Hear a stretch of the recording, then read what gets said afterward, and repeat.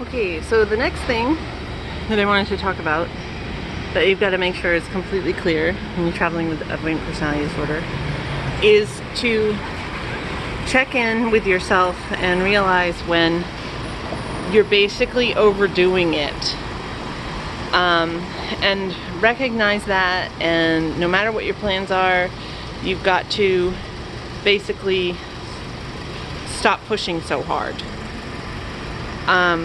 Which is what happened last night. I had more plans.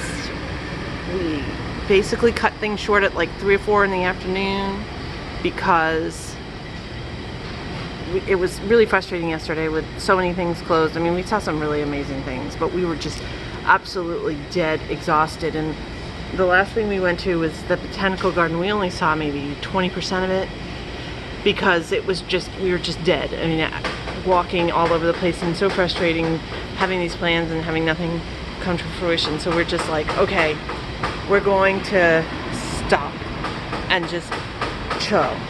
And last night I was gonna make another video, actually this video, same thing with exactly that advice, that when you're traveling you've got to check in with yourself and really pay attention and recognize and honor it. It's sometimes really hard to do that when you're avoidant, to think that you're worthy of slowing down, and that when you have plans, it's like, I was describing it as like a checklist that you have in your head, that you've got to do this and you've got to do this and you've got to do this, and then it's like, even though I'm on vacation, it's hanging over my head that I had things I was going to do and I didn't do them. And one of them was, again, to make this video last night, and I totally was going to do it, but it's really, really warm here and humid, and I was just like, oh, I want to just stay inside in a hotel room in the air conditioning, especially because today is going to be a really big day.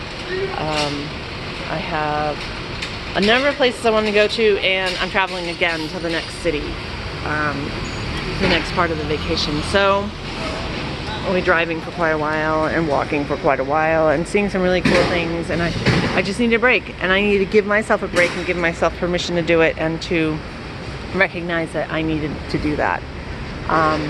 And that's really hard sometimes. You know, there's 2 kinds of vacations basically. The ones where you go and you sit in one spot and just relax. Well, I can't do that because then I ruminate. And then there's the kind where you're going all the time. And you need a vacation from your vacation when you're done with it. And I'm definitely that type.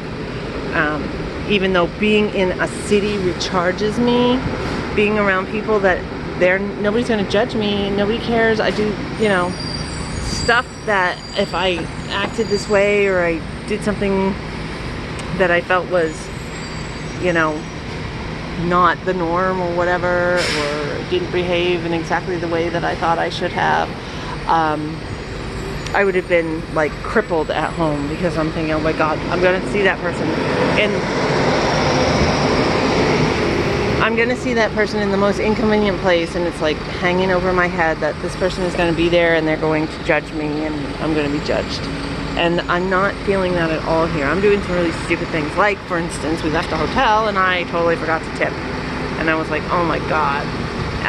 And then, you know, tip the cleaning people, and I'm like, I tipped yesterday, whatever, I know it's a different person, but I did tip, I just didn't tip every night.